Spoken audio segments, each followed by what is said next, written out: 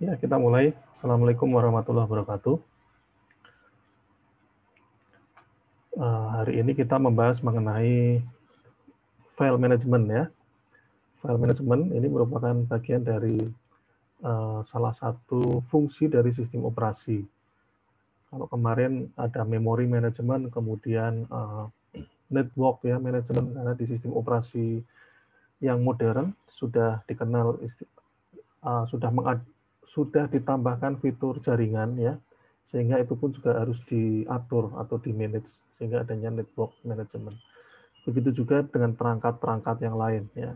Kemarin sebelumnya kita juga sudah membahas mengenai prosesor management, kemudian ada task atau job management ya, seperti itu. Sehingga kita bisa harapannya bisa mengetahui cara kerja sistem operasi secara utuh. Nah, pada hari ini kita akan membahas mengenai file management, manajemen file. Nah, ya, saya akan share screen.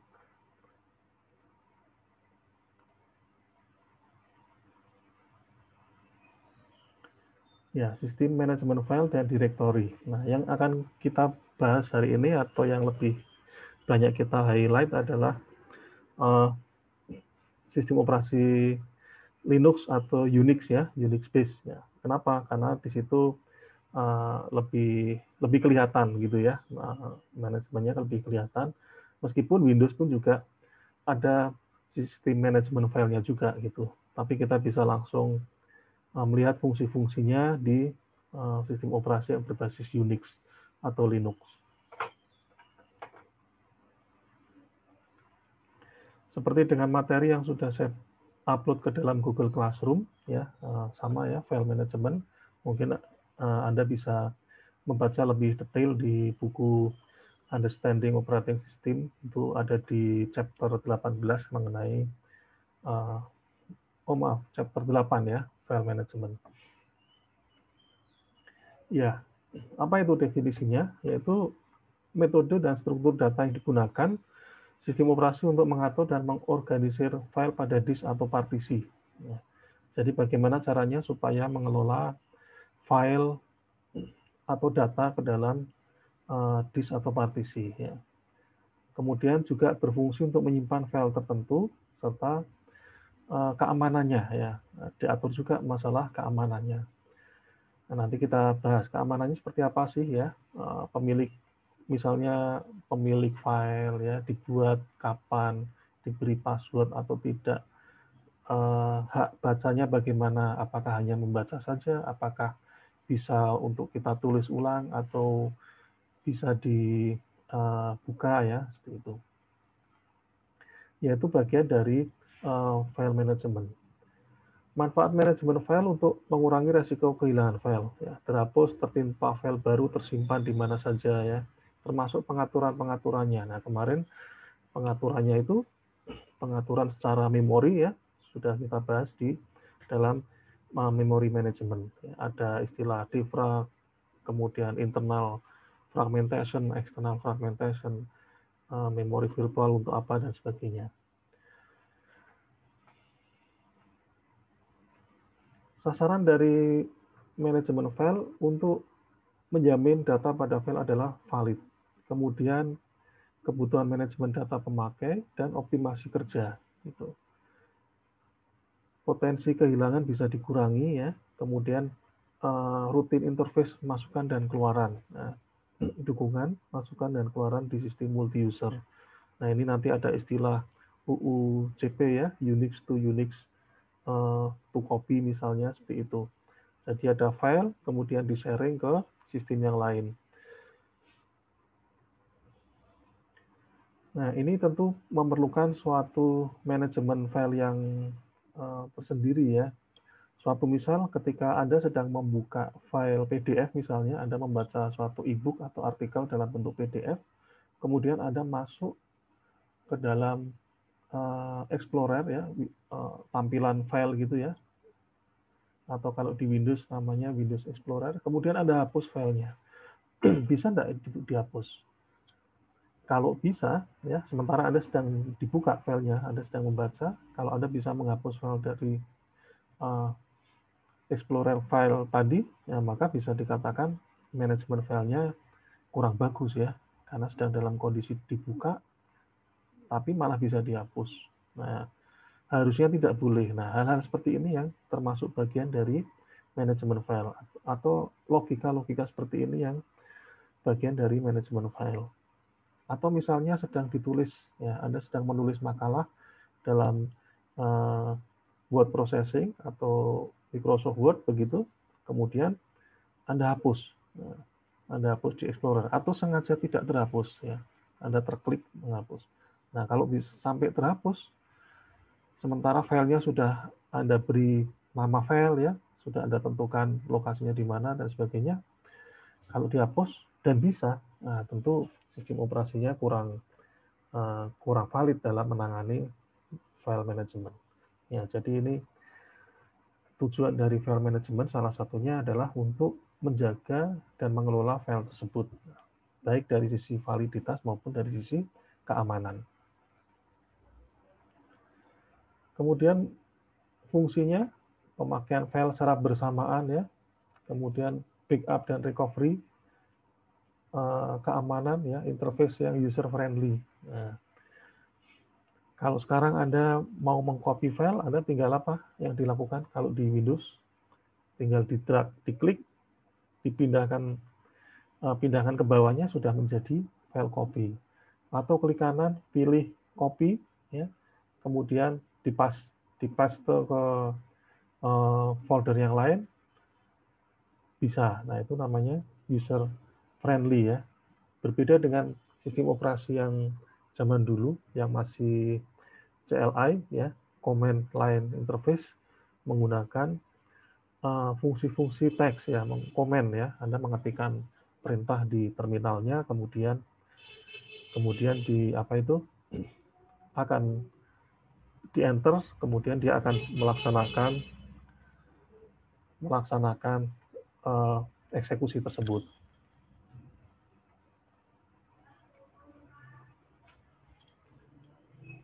Jenis file pada Linux. Nah, kita sekarang mulai bicara mengenai Linux, ya, yang lebih spesifik, ya. Kemarin minggu lalu kita membahas mengenai sistem operating in practice, ya.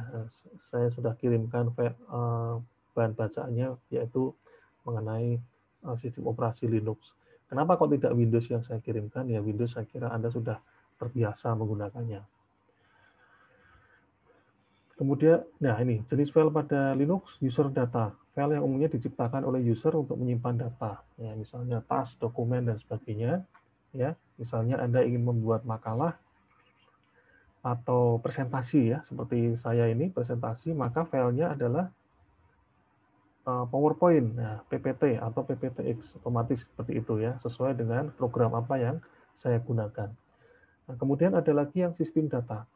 File yang digunakan oleh sistem Linux untuk melakukan proses misalnya batch file. Nah, ini yang membuat adalah sistem operasi. Kemudian ada lagi jenis yang lain adalah file executable. Informasi yang dikenal sebagai instruksi dapat dijalankan secara langsung oleh user. Nah, misal finger, ping, dan sebagainya. Ya.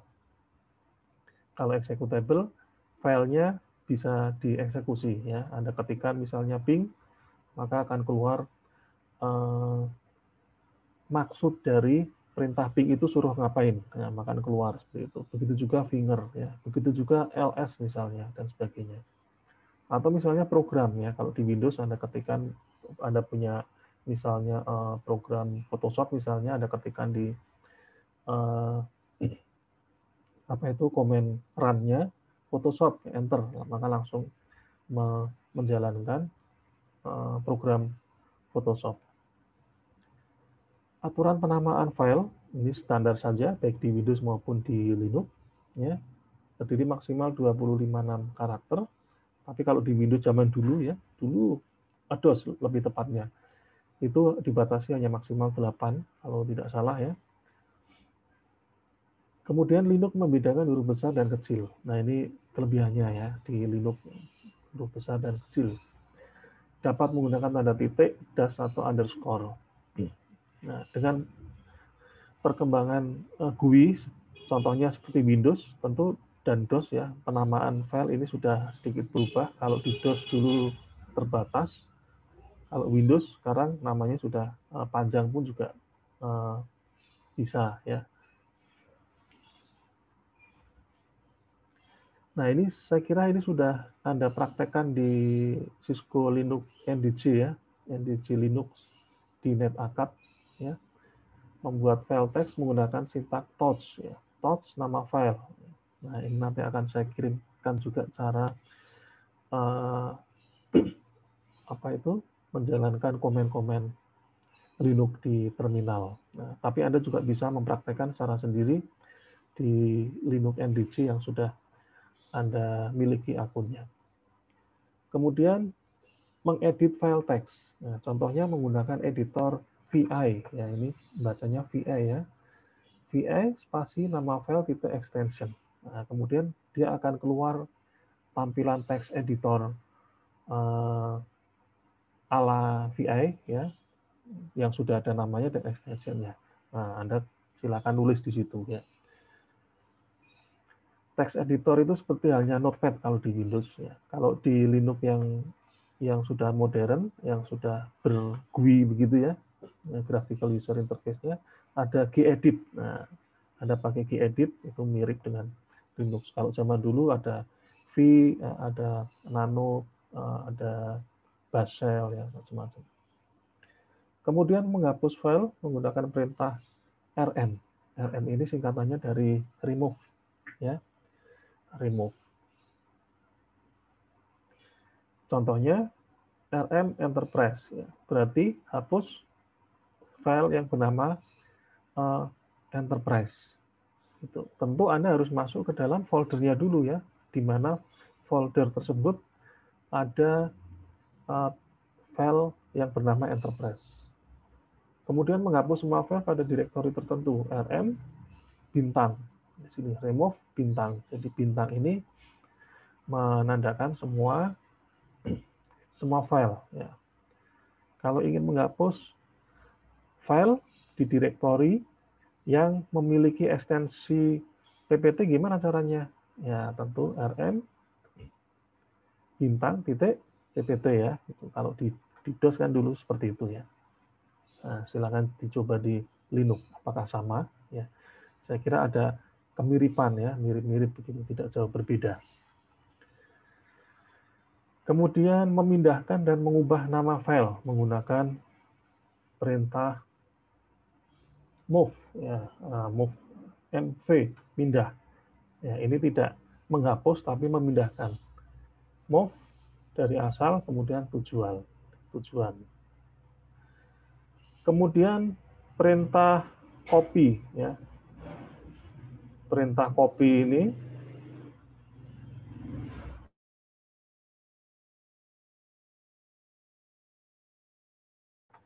perintah copy atau menggunakan cp ya. cp asal tujuan.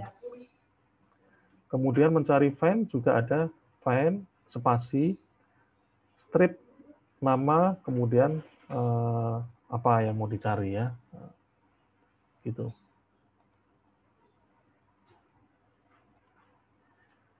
Nah, kemudian untuk mengkompresi file, nah ternyata di Linux juga sudah menyediakan suatu tool untuk mengkompres ya, mengkompres. Jadi kalau di Windows bisa pakai WinZip ya, WinRAR gitu ya.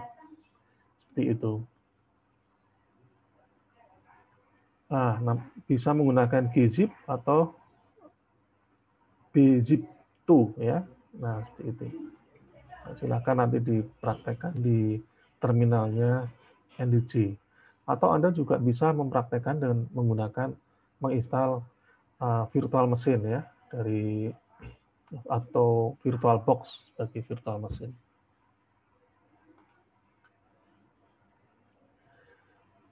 Kemudian ada perintah yang lain misalnya adalah force ya, kemudian interaktif dan backup. Ya, itu tadi mengenai perintah-perintah yang berkaitan dengan perintah sederhana ya, mengenai pengelolaan file. membuka, mengcopy, ya, memindahkan dan sebagainya. Nah, kemudian bagaimana dengan keamanannya? Nah, maka di Linux ada yang namanya Linux file permission. Ya, permission itu izin, ya. Permisi Pak, berarti minta izin, ya. Minta izin Pak. Tujuannya apa? Tujuannya untuk memberikan hak akses terhadap user tertentu, gitu ya. Hak akses file didefinisikan secara terpisah, user, group, dan lain-lain, ya. Kok lanjut ke sini? Nah, ini ya, user, group, other. Username dari orang yang memiliki file tersebut, group, user yang memiliki file, other, pengguna yang bukan pemilik file, tidak termasuk dalam kelompok yang sama. Kemudian ada 3 jenis permission file, yaitu ada read, write, dan execute, RWX. Nah, ini mudah dihafalkan saya kira ya, RWX. R ini berarti read only, ya, hanya bisa dibuka dan dibaca saja. Kemudian write ini bisa diedit, bisa dibaca, bisa diedit, gitu. Kemudian disimpan, gitu ya. Kalau execute ini file yang bersifat executable, yang bisa dijalankan oleh sistem, ya. Itu. Satu misal, Anda membuat program dengan menggunakan bahasa C untuk menghitung penjumlahan A plus B sama dengan C, ya. Setelah itu Anda execute menjadi file executable, menjadi file X. Maka itu bisa dijalankan sebagai file executable. Kalau yang ekstensi C-nya nggak bisa, ya, karena belum diapain, belum dikompil, ya, belum dikompil atau dikompilasi menjadi execute. Nah, bagaimana caranya melihat hak akses file di Linux atau di sistem operasi yang berbasis Unix? Maka Anda bisa mengetikkan perintah ls. Nah, ls ini list, ya, menampilkan isi dari direktori, file-file yang ada di dalam direktori tersebut, gitu. Kalau di DOS zaman dulu menggunakan perintah apa? Dir, ya, menggunakan perintah dir. Anda ketikkan dir, maka isi dari direktori file dari yang ada di dalam direktori tersebut akan ditampilkan.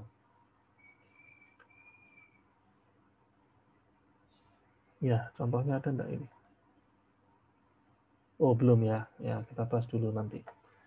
Jadi ketika ini di ls, spasi main L, maka kolom pertama menunjukkan jenis file dan permissionnya, kemudian menunjukkan link, kolom ketiga pemilik file, kolom keempat kelompok, ya.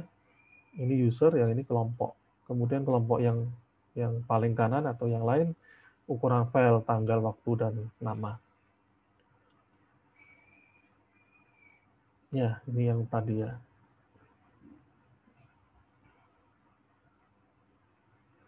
Kalau ada tanda main, berarti no permission, ya.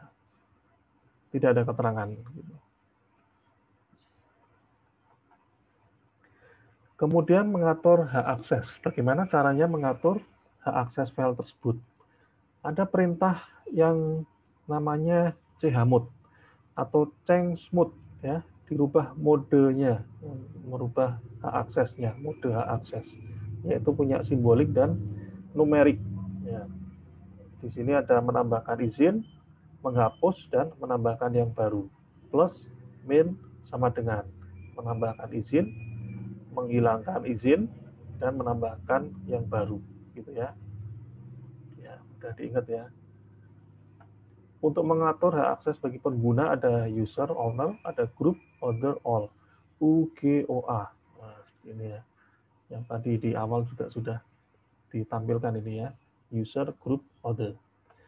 All. Nah, kalau Anda punya hak akses all berarti bisa semua ya.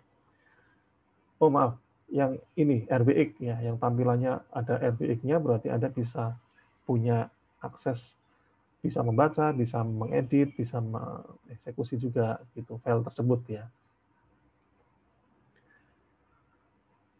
Contohnya di sini chmod A sama dengan R file, menambahkan perizinan ke all untuk dapat bisa membaca file. Berarti file tersebut bisa dibaca gitu, kalau sudah dijalankan perintah ini. Kalau ini chmod u plus w file mengatur izin, ini punya ya, user ya, user bisa write. Nah, ditambahkan kan tadi, ditambahkan itu menambahkan hak akses kan, tadi. Nah ini ya, menambahkan izin, berarti user bisa mengedit ya ini. Kemudian G main X group tidak boleh mengeksekut. Nah, berarti file ini tidak bisa dieksekut kepada grup. Dikurangi ya, dihilangkan execute. Kemudian UG, ini ada dua ini. User dan group. Nah, dikurangi R-nya. Nah, berarti file ini tidak bisa dibaca oleh user dan group. Gitu. Ya, saya kira ini cukup mudah dipahami. Kemudian mode numerik. Kalau tadi menggunakan mode simbolik, sekarang menggunakan mode numerik. Kalau 4 itu read, 2 write, 1 execute. 0 tidak ada izin. Gimana penulisannya? Nah, RWX adalah 7. Balik lagi ya ke slide sebelumnya. Kalau bisa read, bisa write, bisa execute, maka 4, 2, 1. 7. Ya. 7. Kalau RX, 5. RW, 6. WX 3. Nah, berarti kalau misalnya Anda ingin merubah file supaya bisa RWX diapakan? Nah, seperti ini ya. Chmod 777 file itu ya. Berarti bisa dibaca, diedit, kemudian dieksekut. Mengubah akses menjadi seperti ini. Ini ya, 7, ini 7, ini 7 RWX.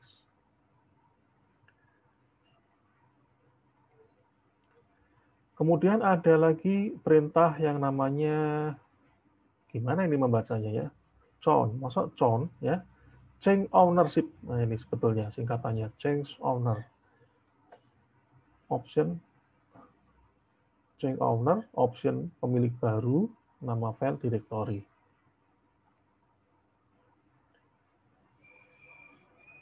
Directory merupakan suatu identitas dalam sistem berkas yang berisi berkas atau directory lain ya. Nah, ini directory kalau saya kira di Windows juga mengenal istilah directory juga ya, folder lah ya, gampangannya seperti itu kalau di Windows. Apa properti dari directory atau apa yang dimiliki oleh directory, yaitu nama directory, alamat directory, tanggal pembuatan directory, dan ukuran. Lanjut, kendalanya penamaan berkas, pengelompokan, dan berbagi file sharing. Nah, directory ini juga bisa di sharing ya, share folder. Nah, ada fitur seperti itu kan ya di Windows ya, bisa di share. Kemudian ada struktur directory bertingkat, yang paling sederhana, ya, bertingkat. Bisa nanti dibaca sendiri aja. Kemudian ada tree struktur directory. Ya.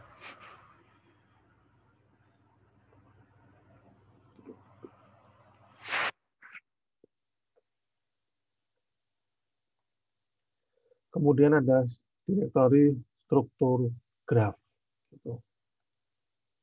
Nah, bagaimana cara membuat directory atau perintah dalam operasi directory? Maka Anda bisa mengetikkan mkdir ya, spasi nama directory. Make dir, nah ini make dir maksudnya ya, membuat directory baru, gitu ya. Ini nama directory. Habis itu ada ls. LSO ternyata muncul nih directory baru dengan nama directory baru. Oh ini harusnya nyambung ya, karena di sini namanya kan nyambung directory baru. Kemudian menghapus directory.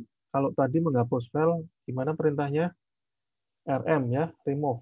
Nah sekarang karena directory yang dihapus, maka rm dir ya, remove directory. Apa yang dihapus direktorinya? Yang bernama directory baru. Nanti kalau sudah dijalankan perintah ini, Anda ketikkan ls, maka seharusnya ini direktori yang bernama direktori baru akan hilang.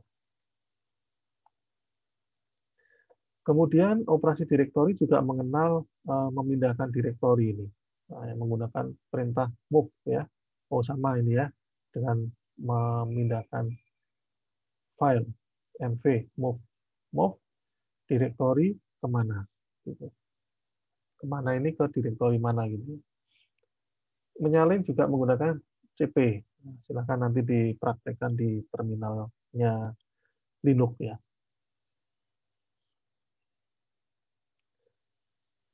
Melihat daftar direktori, Anda bisa menggunakan perintah pwd, kemudian ls ya, atau isi dari direktorinya. Melihat isi dari direktori tertentu. Nah, kalau ada perintah seperti ini, berarti kita ingin melihat isi dari direktori user. Yang paling kanan apa ini? User ya. User ini ada di dalam direktori home. Ya. ls spasi slash home spasi bukan spasi ya, saya ulangi ya, ls spasi slash home slash user, menampilkan daftar direktori dengan format yang panjang ls spasi strip al. Nah ini banyak sekali ini option atau argumennya ya. Kalau Anda bingung, Anda bisa mengetikkan manualnya dengan cara ketikkan man spasi ls. Nah, nanti akan keluar semua. Maksudnya lt itu apa ya? Maksudnya L itu apa, LS itu apa, kemudian AL dan sebagainya. Kemudian susunan direktori ini ya. Nah, direktori yang penting pada file system di Linux ada yang namanya titik slash. Nah, ini namanya biasa disebut root ya, root paling dasar yang berisi seluruh direktori lainnya. Kemudian ada direktori home ya. Kemudian ada bin. Nah, ini yang membedakan dengan Windows di bin ya. Bin semua file yang bersifat executable atau aplikasi atau program dasar di Linux pasti nongkrongnya di biner. Di bin ya, binary ini, folder binary.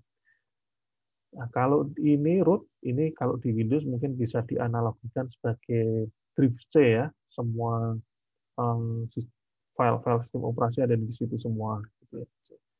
Kemudian home ini seperti halnya my document lah ya, seperti itu bawaannya Windows yang dasar juga ya. Begitu diinstal ada my document, my picture dan sebagainya. Kemudian USR sejumlah direktori yang berisi program yang lazim misalnya docs, man ya, manual ya, dan game, beberapa game.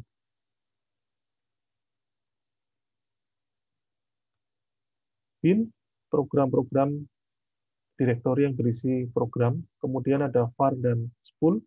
Var, spool ini spool ini berarti disebut subdirektori. Subdirektori dari mana?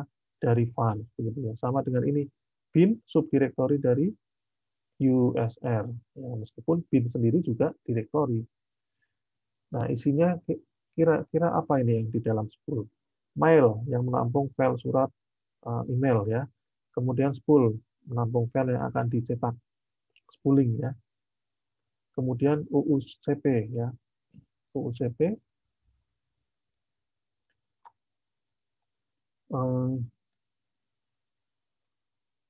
Unix to Unix copy, Unix to Unix copy. Nah ini fungsinya untuk meremote ya, apa ya, sharing file gitu ya.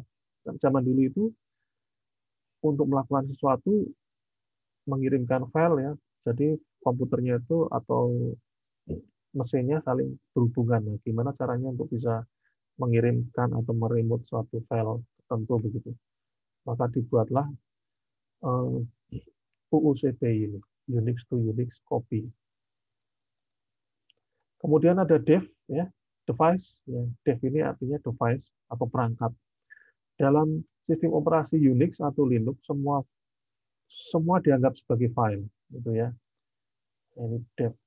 Berisi file yang digunakan untuk berhubungan dengan piranti keluaran seperti CD-ROM, floppy disk, dan lain-lain. Nah, silakan Anda iseng-iseng buka ls spasi slash dev. Isinya apa sih? Gitu ya. Kemudian sbin, berisi file sistem yang dijalankan secara otomatis oleh Linux, dan ada slash etc. Ada juga yang boot, ada lib, library, kemudian mnt, ya, mount, ya, mounting. Ini yang mengatur mounting device ya, flash disk, hard disk, memori dan sebagainya.